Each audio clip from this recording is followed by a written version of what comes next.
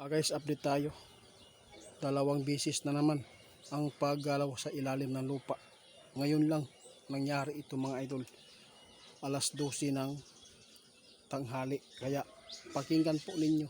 Nababahala si kaibigan ngayon dahil mayroon pong malakas na lindol ang paparating sa Pilipinas. Kaya sa lahat po na makapanood, pakishare mga idol at pakireport kay Ghost Hunter 88 Fans 2.0. Facebook page yan, scammer po yan mga idol, ingat po kayo. Ibigan, bakit? Sunod-sunod po ba ang paggalaw? Diyos ko. Guys, sunod-sunod talaga ang paggalaw sa ilalim ng lupa. Ibig sabihin ito, talagang mayroon pong lindol na mangyayari na naman. Ito po ang bulkan na kinatatakutan ng ating kaibigan. Oh, kapag ito ang gumising mga ito, talagang mangyayari yung tsunami na pinaka maraming buhay ang mawala. Ito po yung tinatawag na the big one, no? Kung ito po ang bulkan na gumising mga idol, paghandaan na po ninyo. Talagang nakikita ng ating kaibigan, nakapasok po sa kanilang impormasyon ito. Talagang gigising talaga ito kahit sabihin man ninyo ay hindi.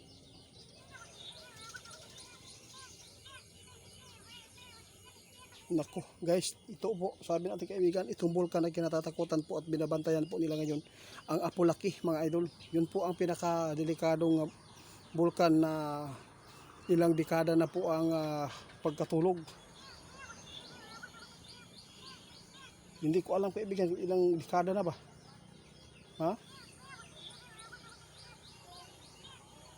Diyos ko guys, maghanda tayo, no?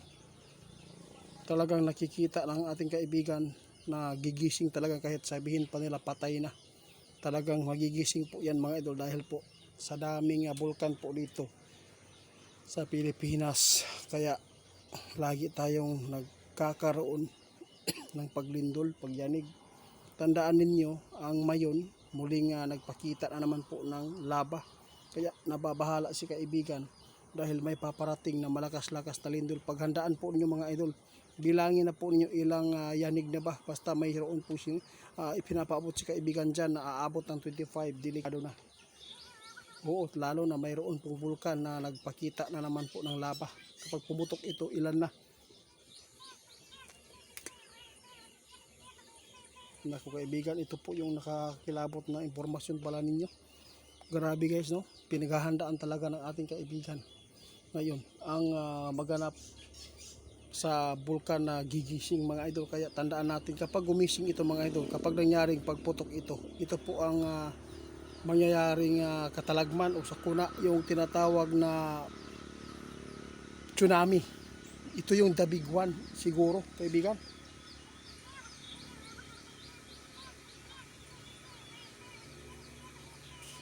Oh, grabe oh. Pero ilang segundo po before po nakasunod yung isang galaw. Grabe guys, oh. Sunod-sunod po ang nakita ng ating kaibigan guys. Ibig sabihin nito, ingat tayong mamayang gabi dahil hindi natin alam ang pagyanig ng lindol ha. May lindol pala? Ha? Guys, may lindol ha doon sa Cotabato nangyari. Basta mayroon pong lindol mga idol, tandaan ninyo ilang yanig na.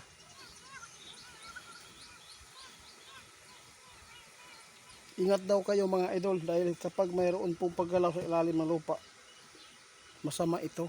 Kasi si kaibigan noong isang araw nagpaabot siya.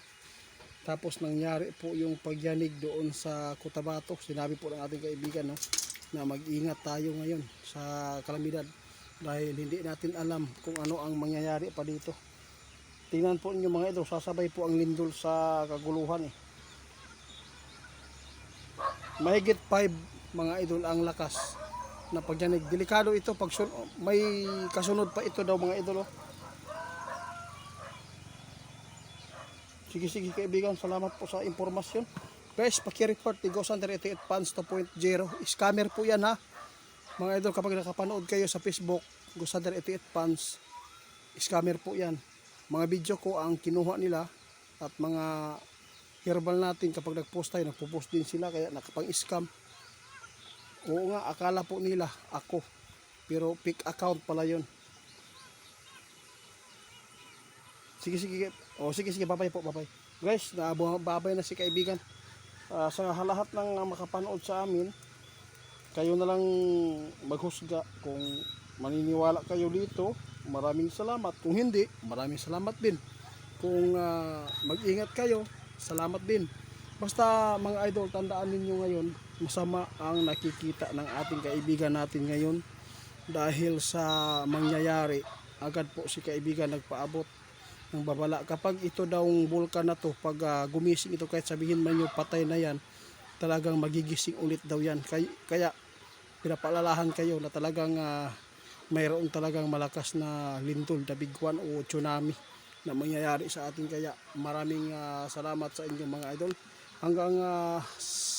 Hanggang sa susunod mga idol. Salamat po. Paki-report ni Ghost Hunter 88 fans, scammer po yan mga idol. Ingat kayo. Kaya suportahan po ninyo ang aking Facebook page. Herbal po ang ating itinuturo doon. Ghost Hunter 88 original. Yun po. Sa akin po yan mga idol.